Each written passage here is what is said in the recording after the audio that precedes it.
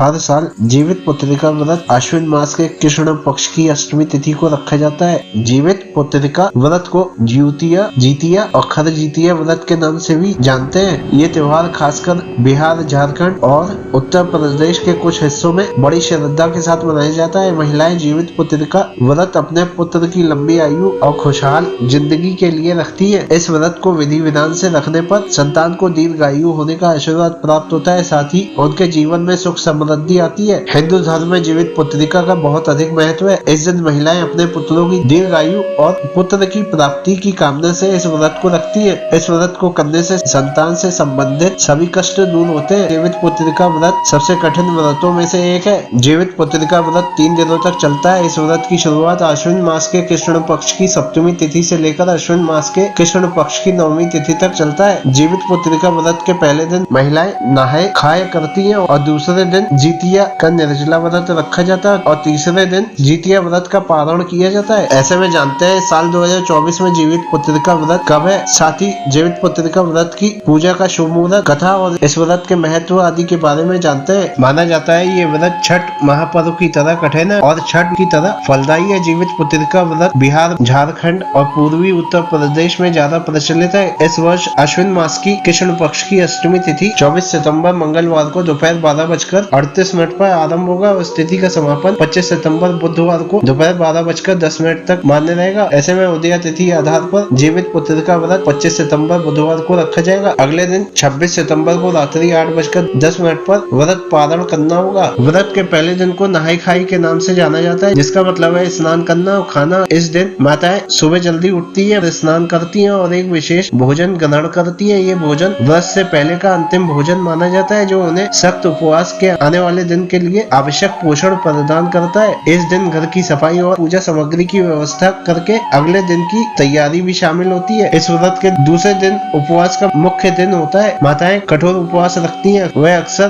पानी की एक बूंद भी नहीं पीती। ये व्रत अपने बच्चों की भलाई के लिए गहरी भक्ति और प्रार्थना के साथ किया जाता है। कुछ महिलाएं व्रत को थोड़े कम सख्त भी रख सकती हैं, जिसे खुद जीतिया के नाम से भी जाना जाता है, जहां उन्हें पानी पीने की अनुमति होती है। व्रत रखने वाली महिलाएं समूहों में इकट्ठा होती हैं, पवित्र भजन गाती हैं और भक्ति गीत गाती हैं। शाम को वे पूजा करती हैं, देवताओं को गेहूं, चावल, दाल, फल और मिठाई जैसे विशेष खाद्य पदार्थ चढ़ाती है। मुख्य रूप से पूजे जाने वाले देवताओं में भगवान विष्णु, भगवान शिव, भगवान गणेश और देवी माँ शामिल होती हैं, जो अपने बच्चों की भलाई के लिए मांगी गई दिव्य सुरक्षा का प्रतीक होती हैं।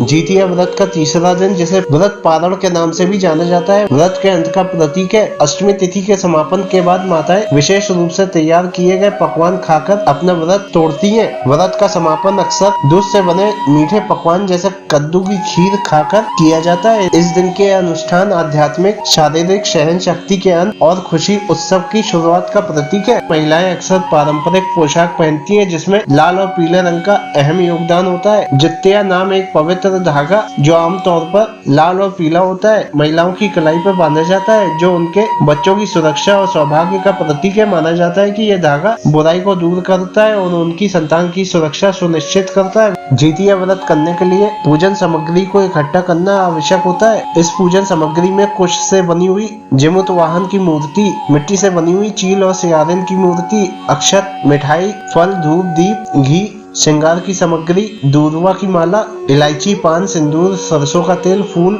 बांस के पत्ते, लौंग, गांठ का धागा, गाय का गोबर आदि सामग्री की आवश्यकता होती है। जीतिया व्रत की पूजा विधि के अनुसार व्रत वाले दिन प्रातःकाल स्नान करके साफ वस्त्र धारण करें। उसके पश्चात सूर्य देव को अर्घ्य दें। इसके पश्चात नियम अनुसार जीमूत वाहन भगवान की पूजा करें। कुशा से निर्मित जीमूत वाहन की प्रतिमा को जल, चंदन, पुष्प, अक्षत, धूप, दीप, नैवेद्य आदि अर्पित किया जाता है और फिर पूजा होती है। इसके साथ ही मिट्टी तथा गाय के गोबर से चील व सियारिन की प्रतिमा बनाई जाती है, जिसके माथे पर लाल रंग के सिंदूर का टीका लगाया जाता है। इसके बाद भगवान सूर्य नारायण की आरती गाई जाती है। इसके पश्चात जीवित पुत्रिका व्रत की कथा सुनी जाती है। जितिया व्रत बगैर पारण के अधूरा माना जाता है, इसलिए इसका अगले दिन विधि विधान से व्रत का पारण जरूर करना चाहिए। जितिया व्रत में इन बातों का विशेष ध्यान रखना चाहिए। हिंदू मान्यता के अनुसार जितिया व्रत या फिर जीवित पुत्रिका व्रत निर्जला रखा जाता है। जितिया व्रत की पूजा में सरसों का तेल और खली चढ़ाने का विधान है। मान्यता के अनुसार पूजा के इस उपाय को करने पर संतान पूरे साल बुरी बलाओं से बची रहती है। जितिया के व्रत में महिलाओं को न तो तामसिक चीजों का सेवन करना चाहिए और न ही किसी के साथ विवाद करना चाहिए। जितिया व्रत को एक बार प्रारंभ करने के बाद बीच में नहीं छोड़ना चाहिए और यदि कोई महिला इसे करने में असमर्थ हो तो वह अपने परिवार में किसी और को